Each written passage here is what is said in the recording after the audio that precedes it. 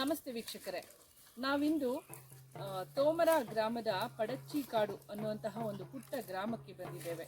ಮೊನ್ನೆ ತಾನೇ ನಮ್ಮ ಬಿಂಬ ಮಾಧ್ಯಮ ಮನೆ ವಾಹಿನಿಯಲ್ಲಿ ನಾವು ಕುಡಿಯ ಜನಾಂಗದ ಒಬ್ಬ ಅದ್ಭುತ ಗಾಯಕಿ, ಜಾನಪದ ಅಕಾಡೆಮಿ ಪ್ರಶಸ್ತಿ ಪುರಸ್ಕೃತೆಯಾದಂತಹ ಶ್ರೀಮತಿ ದೇವಕಿ ಅವರ ಒಂದು ಸಂದರ್ಶನವನ್ನು ಮಾಡಿ ಅವರ ಗಾಯನವನ್ನು ನಿಮಗೆ ಕೇಳಿಸುವಂತಹ ಪ್ರಯತ್ನವನ್ನು ಮಾಡಿದ್ವಿ.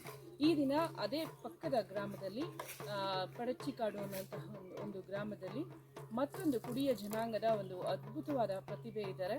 ಅವರೇ ಶ್ರೀಮತಿ ಗೋಪಮ್ಮ ಅಂತ, ಮತ್ತು ಅವರ ಪತಿ ಹೂವಯ್ಯನವರು.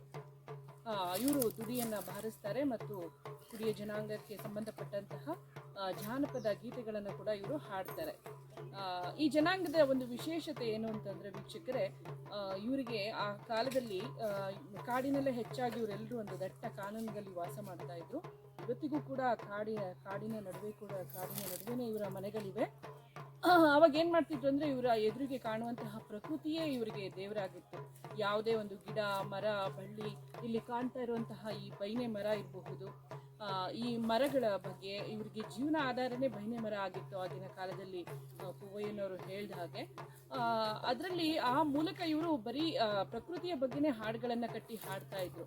ಆಗ ಈಗಿನ ಕಾಲದ ಹಾಗೆ TV ಮತ್ತು ಮೊಬೈಲ್ ಅನ್ನೋ ಬಳಕೆ ಅಷ್ಟೊಂದು ಇರಲಿಲ್ಲ. ಹಾಗಿದ್ದಾಗ ಏನು ಮಾಡ್ತಿದ್ರು, ಸಂಜೆ ಹೊತ್ತು ಮನೆ ಮುಂದೆ ಬೆಂಕಿ ಹಾಕ್ಕೊಂಡು ಎಲ್ಲರೂ ಇವ್ರ ಜನಾಂಗದವರೆಲ್ಲ ಒಂದು ಕಡೆ ಗುಂಪು ಸೇರಿ ದುಡಿ ಬಾರಿಸ್ತಾ ಗಂಡಸರೆಲ್ಲ ಹಾಡುಗಳನ್ನ ಹಾಡ್ತಾ ಇದ್ರೆ, ಹೆಂಗಸರು ಅದಕ್ಕೆ ಅದರ ಲಯಕ್ಕೆ ತಕ್ಕನಾಗಿ ನೃತ್ಯವನ್ನು ಮಾಡ್ತಾ ಇದ್ರು. ಆ ನೃತ್ಯಕ್ಕೆ ಉರುಟ್ಟಿ ಕೊಟ್ಟು ಅಂತ ಒಂದು ಹೆಸರು ಕೂಡ ಇದೆ. ಈ ನೃತ್ಯದ ಹಿಂದೆ ಹಲವಾರು ಕಥೆಗಳಿವೆ. ಅಂದರೆ ಈ ನೃತ್ಯ ಮಾಡೋದ್ರಿಂದ ಶಾರೀರಿಕವಾಗೂ ಕೂಡ ದೇಹದ ಎಲ್ಲ ಅಂಗಾಂಗಗಳಿಗೂ ವ್ಯಾಯಾಮ ಕೂಡ ಸಿಗತ್ತೆ ಅಂತ ಗೋಪಮ್ಮನವರು ಒಂದು ಕುತೂಹಲಕಾರಿಯಾದ ವಿಚಾರವನ್ನು ಕೂಡ ನಮಗೆ ತಿಳಿಯಪಡಿಸಿದ್ರು.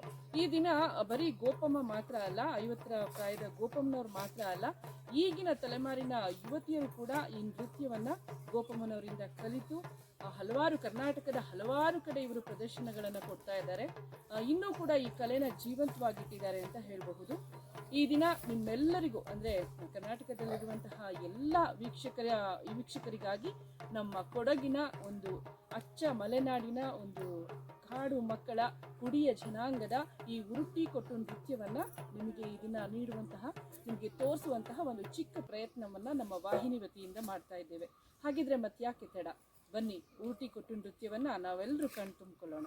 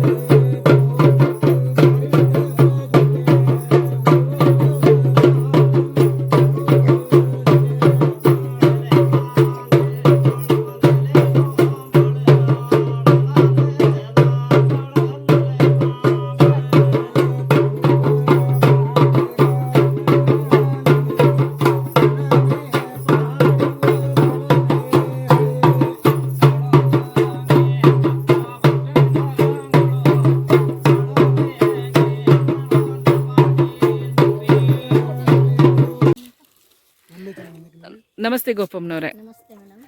ಈಗ ನೀವೆಲ್ಲರೂ ಸುಂದರವಾದ ನೃತ್ಯವನ್ನು ನಿಮ್ಮ ತಂಡದವರು ಮಾಡಿದ್ರಿ. ಈಗ ಈ ಉರುಟ್ಟಿ ಕೊಟ್ಟು ನೃತ್ಯದ ಒಂದು ಮಾಹಿತಿಯನ್ನು ನಮ್ಮ ವೀಕ್ಷಕರಿಗೆ ತಿಳಿಸ್ಕೊಡ್ತೀರಾ? ಆಯಿತು ಮೇಡಮ್, ತಿಳಿಸ್ಕೊಡ್ತೇನೆ ಮೇಡಮ್. ನಮ್ಮ ಉರುಟ್ಟಿ ಕೊಟ್ಟು ಆಟ ಅಂದರೆ ಹಳೆಯ ಕಾಲದಿಂದನೂ ನಾವು ಈ ಉರುಟ್ಟಿ ಕೊಟ್ಟು ಆಟ ಅಂತ ನಾವು ಪ್ರದರ್ಶನ ಮಾಡ್ತಾ ಇದ್ದೀವಿ. ಹಳೆ ಕಾಲದಲ್ಲಿ ಈಗ ನಮಗೆ ಸರ್ಕಾರ ಅಕಾಡೆಮಿಗಳು ಒಂದೊಂದು ಒಳ್ಳೆ ವೇದಿಕೆ ಕೊಟ್ಟಿದ್ದಾರೆ. ಅದರಲ್ಲಿ ನಾವು ಪ್ರದರ್ಶನ ಮಾಡಿ ಕಾರ್ಯಕ್ರಮ ನೀಡ್ತಾ ಇದ್ದೀವಿ. ಅದರಲ್ಲಿ ಕೊಡಗಿನಲ್ಲಿ ನಾನು ಮುಖ್ಯ ಹೇಳಬೇಕಂದ್ರೆ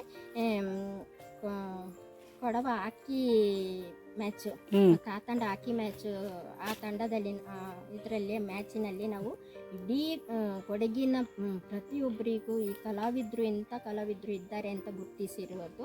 ಮತ್ತೆ ನಾವು ಸುಮಾರು ಅಂದರೆ 479ನೇ ಕಾರ್ಯಕ್ರಮನ ಮೊನ್ನೆಯಾಗಿ ಮಾಡಿ ಬಂದಿರೋದು. ಇಡೀ ರಾಜ್ಯದ ಎಲ್ಲ ಜಿಲ್ಲೆಗಳಲ್ಲಿಯೂ ಮತ್ತೆ ಡೆಲ್ಲಿ, ಜಾರ್ಖಂಡ್, ತಮಿಳುನಾಡು, ಕೇರಳ ಇಲ್ಲೆಲ್ಲ ಮಾಡಿದ್ದೀವಿ.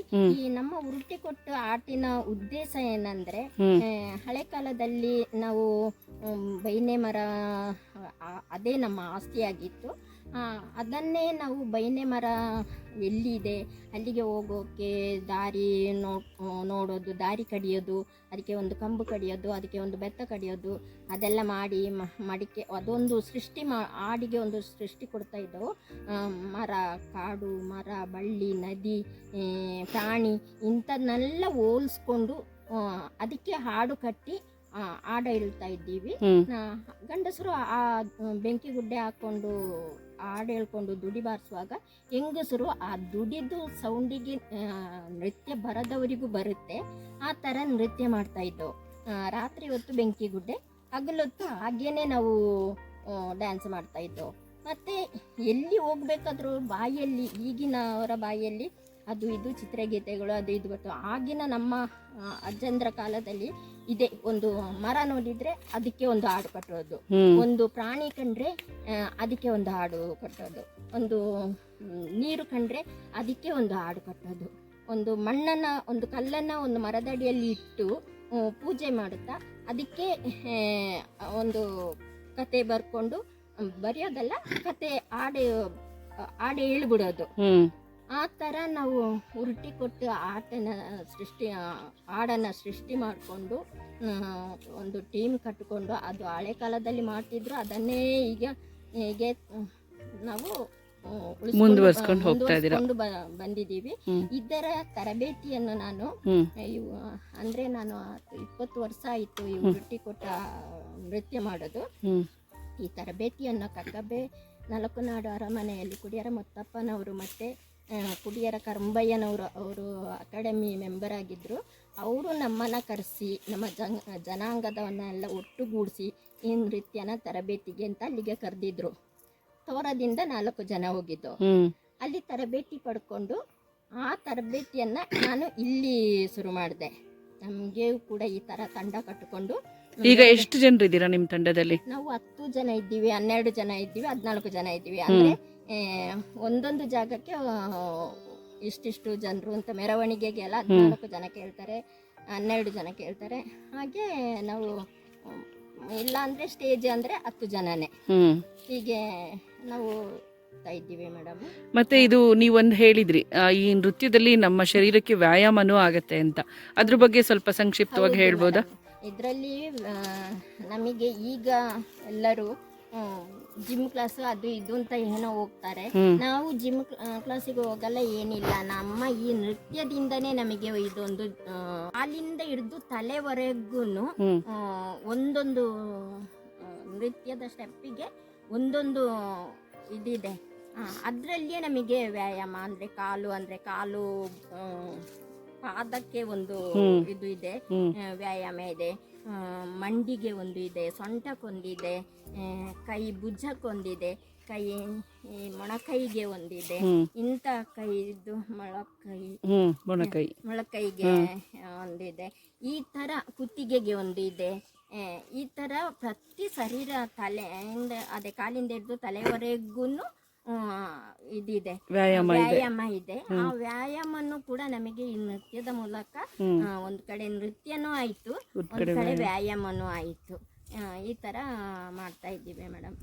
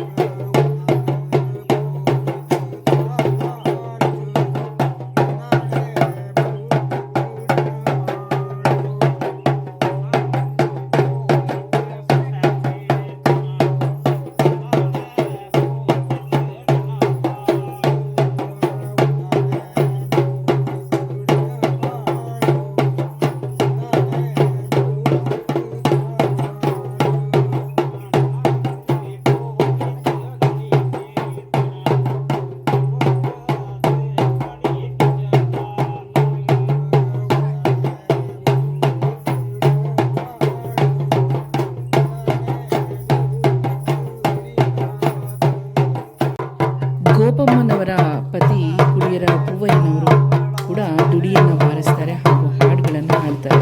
ಇವರು ಬಾರಿಸುವ ದುಡಿ ಮತ್ತು ಹಾಡಿಗೆ ತಕ್ಕ ಹಾಗೆ ಗೋಪಮ್ಮ ಮತ್ತು ತಂಡದವರು ನೃತ್ಯವನ್ನು ಮಾಡ್ತಾರೆ.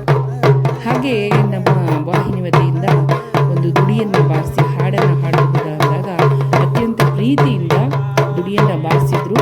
ಹಾಗೆ ಹಲಸಿನ ಮರದ ಬಗ್ಗೆ, ಹಲಸಿನ ಮರದ ಬಳಿಯೇ ನಿಂತು ಕುಡಿಯ ಜನಾಂಗದಲ್ಲಿ ಹಾಡುವಂತಹ ಹಾಡನ್ನು ಕೂಡ ಹಾಡಿದ್ರು.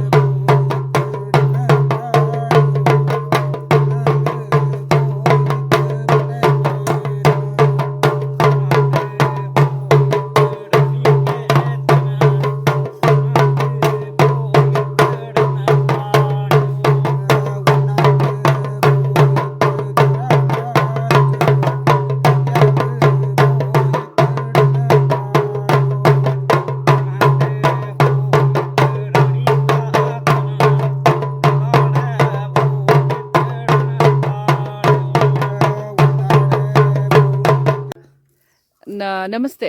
ಈಗ ನೀವು ಹಲಸಿನ ಮರದ ಬಗ್ಗೆ ಒಂದು ಹಾಡನ್ನ ಹಾಡ್ತಾ ಇದ್ದೀರಾ ಅಲ್ವಾ? ಹೌದು. ಹಾ, ಹೇಳ್ಬೋದಾ ಅದ್ರ ಬಗ್ಗೆ ಸ್ವಲ್ಪ ಏನು ಅಂತ? ಮೇಡಮ್, ನನ್ನ ಹೆಸರು ಕುಡಿಯರ ಪೂವಯ್ಯ, ನನ್ನ ತಂದೆ ಹೆಸರು ಕುಡಿಯರ ಕಾರ್ಯಪ್ಪ. ತಂದೆ ಕಾಲದಲ್ಲಿ ಕಾಡಲ್ಲೇ ವಾಸ ಮಾಡ್ತಿದ್ರು, ಬೈನೆ ಮರ ಕಡ್ತಿದ್ರು, ಹಲಸಿನಕಾಯಿಯೇ ತಿಂದು ಜೀವನ ಮಾಡ್ತಿದ್ರು. ಅದರಲ್ಲಿ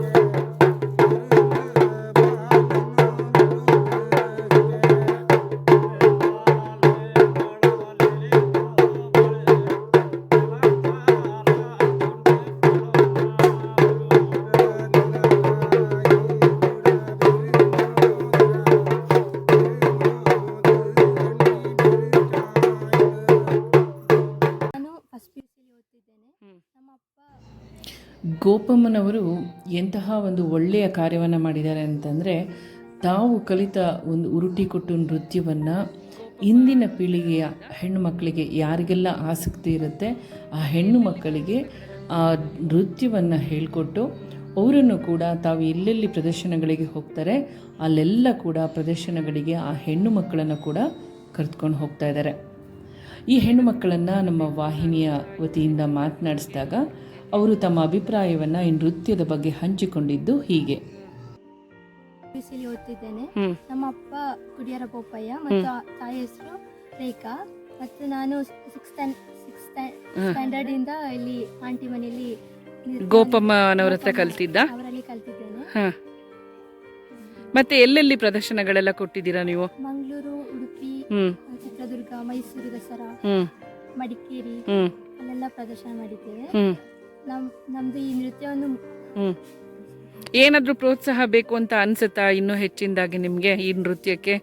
ಹೌದು, ಕನ್ನಡ ಸಾಹಿತ್ಯ ಸಮ್ಮೇಳನದವರು ಎಲ್ಲ, ಜಾನಪದ ಪರಿಷತ್ ಅವರು ಅವರೆಲ್ಲ ನಿಮಗಿನ್ನು ನಮ್ಮ ಕಲೆ ಬಗ್ಗೆ ಸ್ವಲ್ಪ ಪ್ರೋತ್ಸಾಹಿಸಬೇಕು ಅಂತ ಕೇಳ್ಕೊಳ್ತೇನೆ. ಇನ್ನು ನಿಮ್ಮ ಜನಾಂಗದಲ್ಲಿ ಅಂದ್ರೆ ಹಿರಿಯ ಕಲಾವಿದರೆಲ್ಲ ಇದ್ದಾರಾ ನಿಮ್ಮ ಊರಲ್ಲಿ, ಈ ನಿಮ್ಮ ಗ್ರಾಮದಲ್ಲಿ ಇದ್ದಾರಾ ಅಂತ? ತುಂಬಾ ಜನರು ತುಂಬಾ ಇದ್ದಾರೆ ನಮ್ದು ಜನಾಂಗದವರು. ಅವರಿಗೆಲ್ಲ ಅವಕಾಶ ಸಿಗ್ಬೇಕು. ಅವಕಾಶ ಸಿಕ್ಕಿ ಮತ್ತೆ ಮುಂದಿನ ಪೀಳಿಗೆಯೂ ಸಹ ಈ ನೃತ್ಯವನ್ನು ಉಳಿಸ್ಕೋಬೇಕು ಅಂತ ಕೇಳ್ಕೊಳ್ತೀನಿ. ಸರಿ, ಆಯ್ತು. Thank you Chaitra. ನಮಸ್ತೆ. ನಮಸ್ತೆ, ನಿಮ್ಮ ಹೆಸರು? ಗಾನವಿ ಅಂತ. ನೀವು ಯಾವಾಗಿಂದ ಈ ನೃತ್ಯ ಕಲ್ತ್ರಿ ಗಾನವಿ? ನಾನು ಸುಮಾರು ವರ್ಷದಿಂದ ಕಲಿತಾ ಗೋಪಮ್ಮ ಅವರು ಇದ್ದೀನಿ. ಕಲ್ತಿದ್ದ.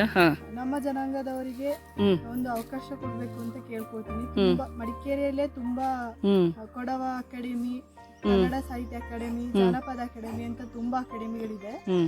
ಅದರಿಂದ ನಮ್ಗೆ ತುಂಬಾ ಅವಕಾಶ ಕೊಡ್ಬೇಕು, ನಮ್ಮ ಜನಾಂಗದವ್ರ ನೃತ್ಯನ ಮುಂದಕ್ಕೂ ಉಳಿಸ್ಕೋಬೇಕು ಅಂತ ಒಂದು ಚಾನ್ಸ್ ಕೊಡಕ್ಕೆ ಕೇಳ್ಕೊಳ್ತೀನಿ. ಸರಿ, ಥ್ಯಾಂಕ್ ಯು. ನಮಸ್ತೆ ಮೊಣ್ಣಪ್ಪನವ್ರೆ.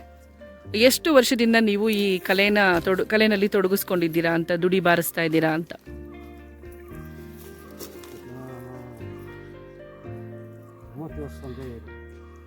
30 ವರ್ಷದಿಂದ. ಕಲೆ ನನಗೆ ಗೊತ್ತಿರುತ್ತೆ.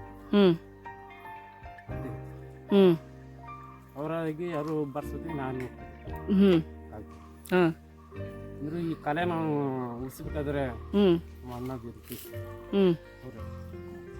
ಅವರೇ ನಾನು ಸ್ಟೇಜ್ ಮೇಲೆ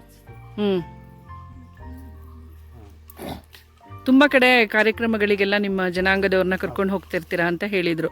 ಎಲ್ಲೆಲ್ಲೆಲ್ಲ ಹೋಗಿದ್ದೀರಾ? ಎಲ್ಲೆಲ್ಲ ಬ್ಯಾಂಗ್ಳೂರು ಹೋಗಿದ್ವಿ, ಡೆಲ್ಲಿಗೆ ಹೋಗಿದ್ವಿ, ಚಿತ್ರದುರ್ಗ ಹೋಗಿದ್ವಿ, ಬಳ್ಳಾರಿ ಎಲ್ಲರೂ ಹೋಗ್ತೀವಿ. ಈಗ ಪೂವಪ್ಪನವ್ರು, ನೀವು ಎಷ್ಟು ವರ್ಷ ಆಯ್ತು ದುಡಿ ಬಾರಿಸೋದಕ್ಕೆ ಶುರು ಮಾಡಿ? ಒಂದು 7-8 ವರ್ಷದಿಂದ ಅಷ್ಟೇ. ನಾನು ಮುಂದೆಲ್ಲ ನಾನು ಹೋಗ್ತಿದ್ದಿಲ್ಲ ಮೇಡಮ್. ನಮಸ್ತೆ, ನನ್ನ ಹೆಸರು ಕುಡಿಯರ ಪೂವಯ್ಯ, ನನ್ನ ತಂದೆ ಹೆಸರು ಕುಡಿಯರ ಕಾರ್ಯಪ್ಪ ಅಂತ, ತಾಯಿ ಹೆಸರು ತಂಗಮ್ಮ. ಅವರೆಲ್ಲ ತೀರೋಗೊಂದು 5-6 ವರ್ಷ ಆಯ್ತು. ಈಗ ತಂದೆ ತಾಯಿ ಯಾರಿಲ್ಲ. ನನ್ನ ತಂದೆ ಬೈನೆ ಮರದು ಎಲ್ಲಾ ಮಾಹಿತಿ ನನ್ನ ತಂದೆಯಿಂದನೇ ಕಲ್ತಿದ್ದು.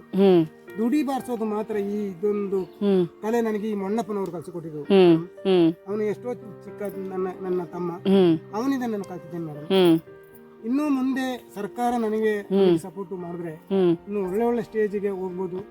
ಮತ್ತೆ ಗೋಪಮ್ಮ ನನ್ನ ಪತ್ನಿ, ಅವಳಿಂದ ನಮ್ಮ ಒಳ್ಳೆ ಒಳ್ಳೆ ಸ್ಟೇಜ್ಗೆ ಹೋಗಿದೀವಿ.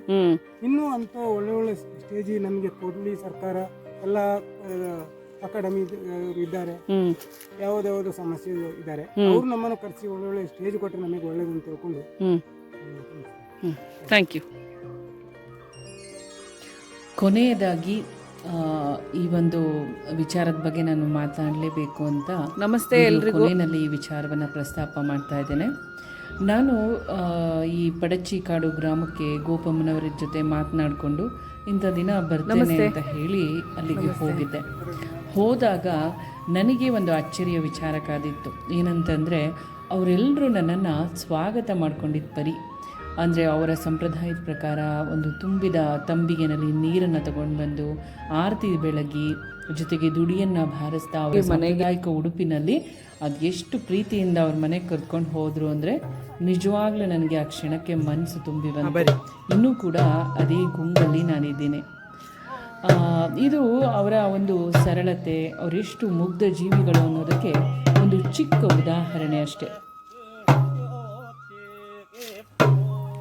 ತುಂಬ ನಗರದಿಂದ ತುಂಬ ದೂರ ಇರುವಂತಹ ಒಂದು ಕುಗ್ರಾಮದಲ್ಲಿ ಇಲ್ಲಿ ಸಾಕಷ್ಟು ಬಾರಿ ಮೊಬೈಲ್ ಟವರೇ ಇರೋದಿಲ್ಲ. ಮಳೆಗಾಲದಲ್ಲಿ ಅತೀ ಮಳೆಗಾಲವನ್ನು, ಒಂದು ಕೆಟ್ಟ ಮಳೆಗಾಲವನ್ನು ಅನುಭವಿಸ್ತಾರೆ. ಇಷ್ಟೆಲ್ಲ ಸಂಕಷ್ಟಗಳಿದ್ದರೂ ಕೂಡ ಅದರ ನಡುವೆ ಇವರು ತಮ್ಮ ಕೂಲಿ ಕೆಲಸವನ್ನು ಮಾಡ್ತಾ ತಮ್ಮ ಜೀವನ, ತಮ್ಮ ಮಕ್ಕಳು, ತಮ್ಮ ಸಂಸಾರ ಇದೆಲ್ಲದರ ನಡುವೆ ಅವರ ಸಂಪ್ರದಾಯವನ್ನು ಕೂಡ ಇಂದಿಗೂ ಅವರು ಪಾಲನೆ ಮಾಡ್ತಾ ಇರುವಂತಹದ್ದು ನಿಜವಾಗ್ಲೂ ಒಂದು ನಾವೆಲ್ಲರೂ ಪ್ರಶಂಸೆ ಮಾಡಬೇಕಾದಂತಹ ಒಂದು ವಿಚಾರ. ಖಂಡಿತವಾಗಿ ಇವರಿಗೆ ನಿಮ್ಮ ತಾಲೂಕುಗಳಲ್ಲಿ, ನಿಮ್ಮ ಜಿಲ್ಲೆಗಳಲ್ಲಿ ಯಾವುದಾದ್ರೂ ಕಾರ್ಯಕ್ರಮಗಳಿದ್ದಾಗ ವೇದಿಕೆಯನ್ನು ಇವರಿಗೆ ಕೊಡಬಹುದು ಅನ್ನೋ ಒಂದು ಅವಕಾಶವಿದ್ದಾಗ ವೇದಿಕೆಯನ್ನು ಕಲ್ಪಿಸ್ಕೊಟ್ರೆ ನಿಶ್ಚಿತವಾಗಿ ಇವರಿಗೆ ಒಂದು ಅನುಕೂಲವಂತೂ ಖಂಡಿತವಾಗ್ಲೂ ಆಗತ್ತೆ. ಪಡಚ್ಚಿ ಕಾಡಿನ ಕುಡಿಯರ ಗೋಪಮ್ಮ ಮತ್ತು ಅವರ ತಂಡದ ಜೊತೆ ನಾವೆಲ್ಲರೂ ಇವತ್ತು ಉರುಟ್ಟಿ ಕೊಟ್ಟು ನೃತ್ಯವನ್ನು ನೋಡಿದ್ವಿ. ಆ ನೃತ್ಯದ ಬಗ್ಗೆ ಹಲವಾರು ಮಾಹಿತಿಗಳನ್ನು ತಿಳಿದುಕೊಂಡ್ವಿ. ಕುಡಿಯ ಜನಾಂಗ ಒಂದು ವಿಶಿಷ್ಟವಾದ ಬುಡಕಟ್ಟು ಜನಾಂಗ. ಈ ಜನಾಂಗದ ಒಂದು ವಿಶಿಷ್ಟವಾದ ಕಲೆ ಉರುಟ್ಟಿ ಕೊಟ್ಟು ನೃತ್ಯ. ಈ ನೃತ್ಯದಲ್ಲಿ ವ್ಯಾಯಾಮ ಕೂಡ ಇದೆ ಅನ್ನೋ ಒಂದು ವಿಶಿಷ್ಟವಾದ ಸಂಗತಿನ ಕೂಡ ಗೋಪಮ್ಮ ಮತ್ತು ತಂಡದವರು ನಮ್ಮ ಜೊತೆ ಹಂಚಿಕೊಂಡ್ರು. ಅದ್ಭುತವಾದ ದುಡಿಯನ್ನು ಪೊನ್ನಪ್ಪ ಮತ್ತು ಮೊನ್ನಪ್ಪನವರ ಕೈಯಿಂದ ನಾವು ಈ ದಿನ ಕೇಳುವಂತಹ ಒಂದು ಹೂವಪ್ಪ ಅವರ ಕೈಯಿಂದ ಕೇಳುವಂಥ ಒಂದು ಅವಕಾಶ ಕೂಡ ಸಿಕ್ತು. ಅದಲ್ಲದೆ ನಾವು ಇವಾಗ ಎಲ್ಲಿದ್ದೀವಿ ಅಂತಂದರೆ ಕುಡಿಯರ ಗೋಪಮ್ಮ ಅವರ ತೋಟದಲ್ಲಿ ಇದ್ದೇವೆ. ಹಿಂದೆ ಎಲ್ಲ ಕಾಡುಗಳಲ್ಲಿ ಸಿಗ್ತಾ ಇದ್ದಂಥ ಹಲವಾರು ಹಣ್ಣಿನ ಮರಗಳಿರಬಹುದು, ಗಿಡಗಳಿರಬಹುದು, ಬಹಳಷ್ಟು ಬಗೆಯ ಹಣ್ಣಿನ ಗಿಡಗಳನ್ನು ಈ ತೋಟದಲ್ಲಿ ಅವರು ಬೆಳೆಸ್ಕೊಂಡಿದ್ದಾರೆ. ಅದಲ್ಲದೆ ಕುಡಿಯ ಜನಾಂಗದ ಆರಾಧ್ಯ ದೈವವಾಗಿದ್ದಂತಹ ಬೈನೆ ಮರ, 2 ಬೈನೆ ಮರಗಳು ಕೂಡ ನಮಗೆ ಇಲ್ಲಿ ಒಂದು ಹಳೆ ಕಾಲದ ಒಂದು ವೈಭವವನ್ನು ಸಾರೋದಕ್ಕೆ ಒಂದು ಸಾಕ್ಷಿ ಥರ ಈ ತೋಟದಲ್ಲಿ ಉಳಿದುಕೊಂಡಿದ್ದಾವೆ. ಎಲ್ಲವನ್ನ ನೋಡಿದ್ವಿ. ಎಲ್ಲ ಒಂದು ಸುಂದರವಾದ ನೃತ್ಯವನ್ನು ಕೂಡ ಕಣ್ತುಂಬಿಕೊಂಡ್ವಿ. ನಿಮ್ಮೆಲ್ಲರ ಪ್ರೋತ್ಸಾಹ ಕೂಡ ಬೇಕು. ನಿಮ್ಮ ಊರಲ್ಲಿ ಯಾವುದಾದ್ರೂ ಒಂದು ಉತ್ತಮವಾದ ಉತ್ಸವವಿದ್ದಾಗ, ಒಳ್ಳೊಳ್ಳೆ ಕಾರ್ಯಕ್ರಮಗಳಿದ್ದಾಗ ಈ ರೀತಿಯ ಒಂದು ಗೋಪಮ್ಮನವರಿಗೆ, ಅವರ ತಂಡಕ್ಕೆ ಒಂದು ಅವಕಾಶವನ್ನು ಕೊಟ್ಟಲ್ಲಿ ನೀವು ಕೂಡ ಈ ಒಂದು ಬುಡಕಟ್ಟು ಕಲೆಯನ್ನು ಪ್ರೋತ್ಸಾಹಿಸಿದ ಹಾಗೆ ಆಗತ್ತೆ. ಸರ್ಕಾರ ಇರಬಹುದು, ಜಾನಪದ ಅಕಾಡೆಮಿ ಇರಬಹುದು, ಕನ್ನಡ ಮತ್ತು ಸಂಸ್ಕೃತಿ ಇಲಾಖೆ ಇರಬಹುದು, ಈ ಥರ ಒಂದು ವಿಶಿಷ್ಟವಾದ ಕಲೆ ಅಳಿದು ಹೋಗದ ಹಾಗೆ ಪ್ರೋತ್ಸಾಹ ಕೊಟ್ಟು ಈ ಕಲೆಯನ್ನು ಉಳಿಸಬೇಕಾದಂತಹ ಜವಾಬ್ದಾರಿ ಕೂಡ ಸರ್ಕಾರದ ಮೇಲೆ ಇದೆ ಅಂತ ಹೇಳ್ತಾ ಈ ಒಂದು ವಿಶೇಷವಾದ ವರದಿಯನ್ನು ನಾನು ಇಲ್ಲಿಗೆ ಮೊಟಕುಗೊಳಿಸ್ತಾ ಇದ್ದೇನೆ. ಪ್ರೋತ್ಸಾಹಕ್ಕಾಗಿ ಧನ್ಯವಾದಗಳು.